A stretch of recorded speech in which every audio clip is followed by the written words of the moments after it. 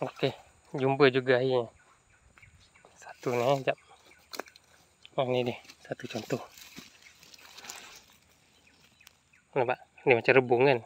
Rebung buluh. Okey ni. Kita patahkan jom.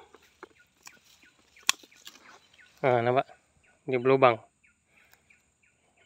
Ni pening ni. Kita nak kacau ni.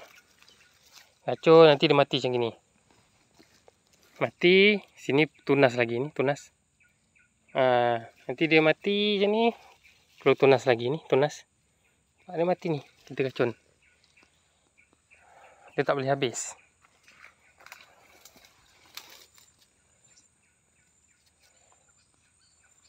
Penuh tengok sana.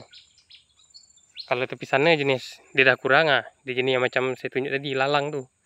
Tengok video yang ada satu lagi sebelum video ni. Ni kat tepi sungai. Setiap bulan nak kena racun guys. Jenuh.